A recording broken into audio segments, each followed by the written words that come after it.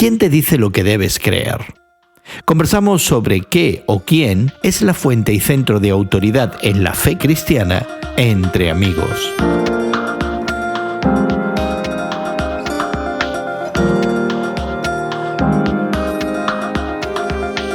Gracias por acompañarnos entre amigos, esta conversación semanal sobre la fe cristiana y el mundo contemporáneo que tenemos Guillermo Serrano, Elsa Mazzoni y tu amigo Gerson García. Hoy conversamos sobre la fuente de autoridad en la fe cristiana. Pero antes queremos invitarte a que te suscribas al podcast que acompaña este programa y que encontrarás en tu plataforma de podcast favorita.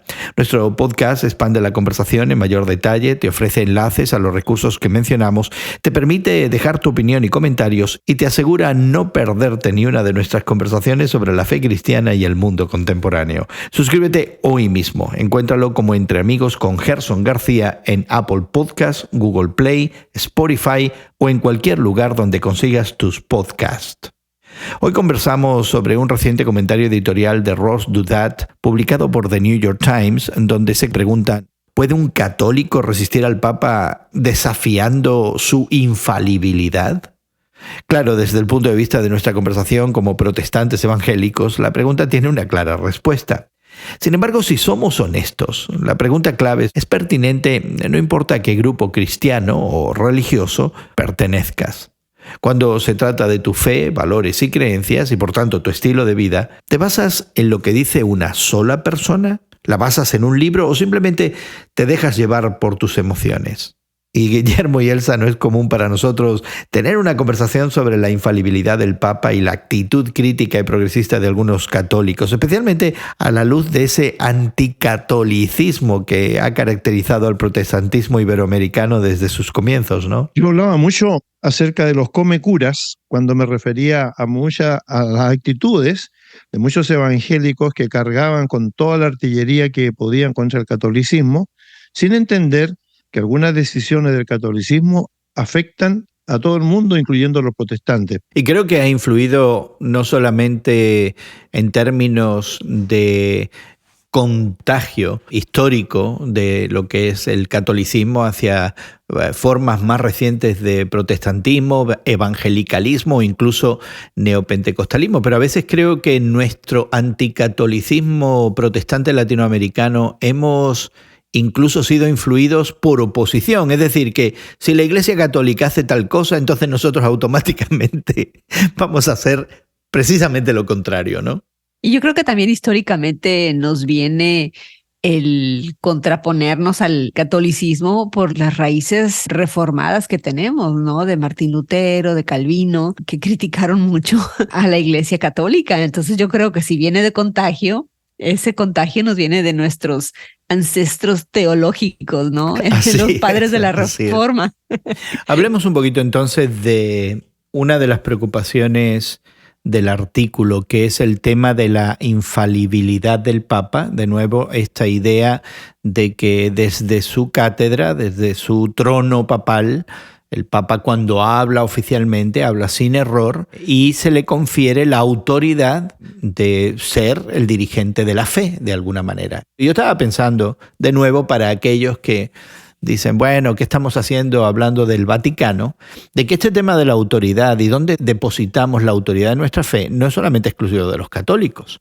En la tradición protestante, desde el siglo XVI, hemos decidido que la autoridad se emplaza en las Escrituras y que ellas son la fuente de nuestra autoridad práctica, de vida. Creo que la Iglesia Católica también podría decir de cierta manera que su autoridad es la Biblia. Elsa, déjeme decirle que lo dice la Biblia y el magisterio, la enseñanza. Dicen la Biblia y la tradición. Así es. Ajá. Sí, pero de cierta manera la expresión de la Iglesia Católica de reconocer que es la Biblia y la tradición en voz del magisterio, creo que tienen cierta honestidad que tal vez nosotros como evangélicos no tenemos la entereza, ¿verdad?, de reconocerlo, de verlo, que también en muchas ocasiones, también históricamente, hemos depositado nuestra autoridad no solamente en la Biblia, en las Sagradas Escrituras, sino también en ese magisterio, ¿verdad? Creado del lado protestante, ¿verdad? Tal vez no de manera oficial, pero sí en ciertas iglesias, denominaciones. Hay ciertos, no quiero llamarlos dogmas, pero reglas de conducta, reglas de interpretación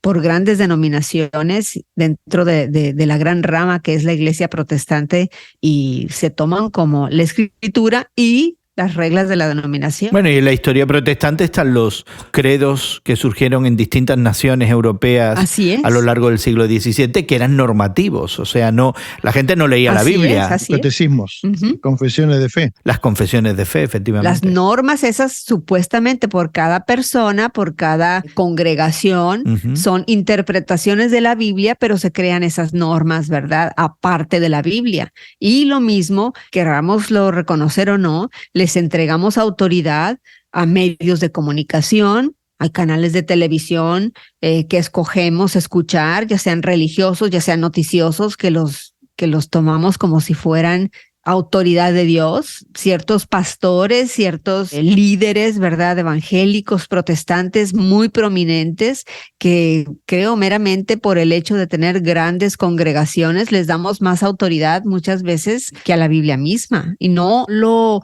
analizamos con cuidado, pero en la práctica eso lo estamos haciendo, y yo creo que es un llamado de atención que precisamente los líderes nuestros deben de hacer desde el púlpito para regresar a esa autoridad mera y únicamente que viene de las Sagradas Escrituras. Muy interesante que en el Nuevo Testamento de la Biblia, uno de los escritores que fue el más prolífero, que fue Pablo, en algún momento dice: esto que estoy diciendo lo digo yo, Pablo, como afirmando una opinión y no haciendo una especie de dogma para que todos la creyeran en su momento.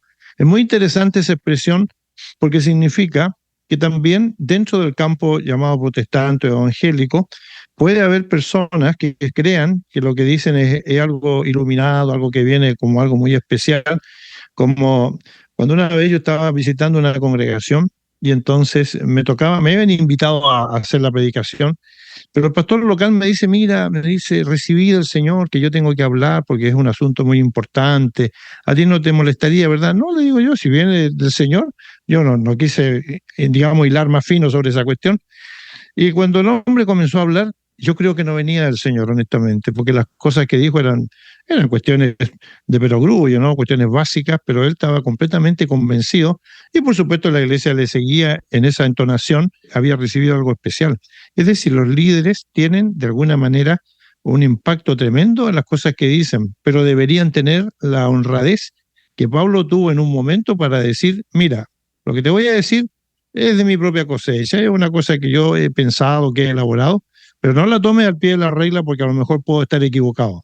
Nadie lo dice así. Y creo que ahí es donde está lo problemático. Elsa creo que ha articulado muy bien la idea de que nuestra fe, incluso cuando tiene una fuente clara de autoridad, es informada por muchas otras cosas que están a su alrededor. Pero creo que ahí, de alguna manera, debe haber un entendimiento de dónde está el orden. Para mí no es problemático que haya otras fuentes de información, pero que sí esté claro, como decía Elsa y nos sugería, que la fuente de autoridad está en la palabra de Dios. Yo creo honestamente que toda esta polémica, estas discusiones al interior del catolicismo le hacen bien a una iglesia milenaria como lo es la tradicional Iglesia Católica Romana, de manera que comiencen a ver ahora al Papa como un ser humano que está puesto ahí en una posición jerárquica, pero que no las tiene todas consigo, que a lo mejor muchas de las cosas que él quisiera de alguna manera cambiar en su movimiento religioso no lo puede hacer porque hay tradiciones que ya están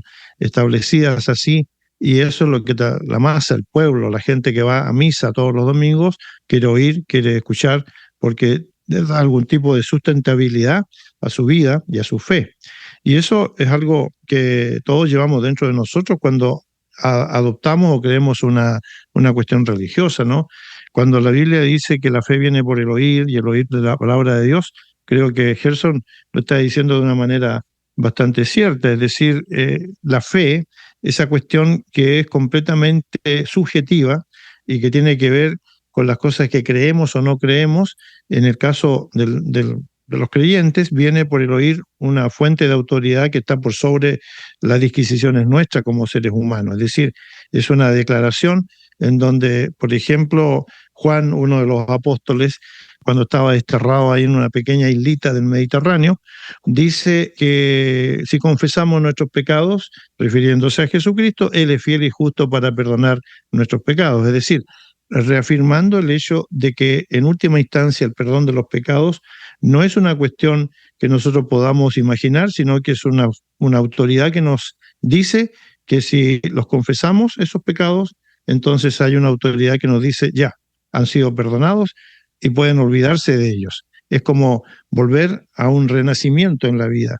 Y esta es la cuestión que yo planteo a veces que es difícil para uno como ser humano poder entenderla, porque Elsa de alguna manera ha señalado la otra cuestión, la práctica, ¿verdad? ¿Cómo podemos nosotros decir que hemos sido perdonados y sentirnos libres si hemos dejado de hacer una gran cantidad de cosas y nuestro prójimo, que según la Biblia es el retrato de Jesucristo? Porque si hacemos algo en favor de un niño, de un discapacitado, de una persona que tiene necesidad, es como si se lo hiciéramos a Cristo. Entonces, si dejamos de hacer esas cosas, nuestra fe es vacía, no tiene sentido, es decir, no hemos entendido absolutamente nada de lo que la fe significa. Ese es el problema que tenemos a este lado del cristianismo. Entonces, ¿crees que de la misma manera que puede ayudar a los fieles católicos preguntas como esta de la autoridad y de la infalibilidad del Papa que menciona este periodista norteamericano en el New York Times, puede tener algún valor, algún uso, preguntarnos nosotros,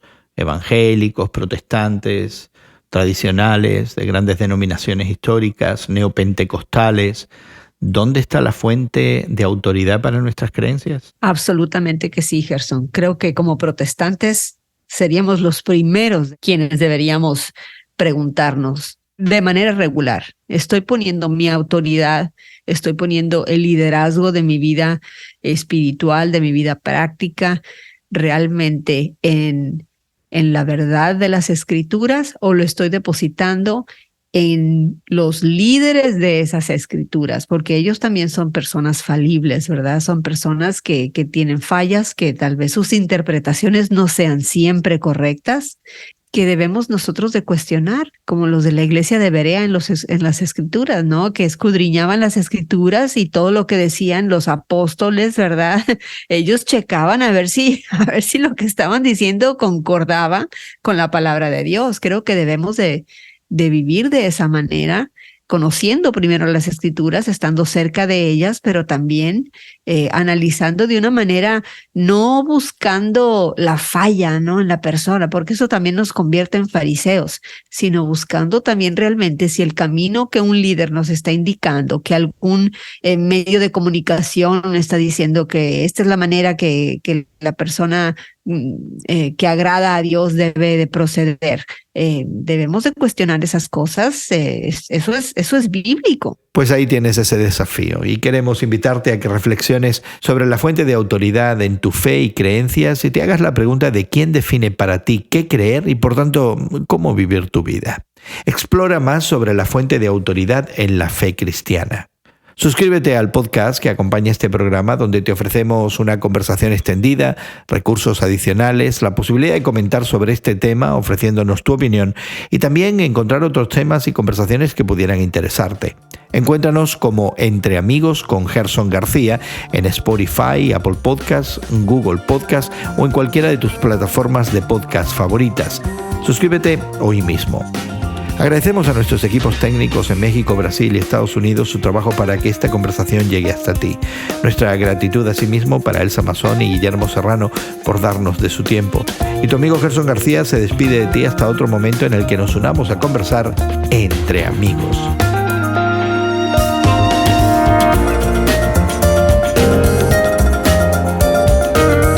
Entre Amigos es producido por Eventual Media y distribuido por Radio Moody para ministerioreforma.com.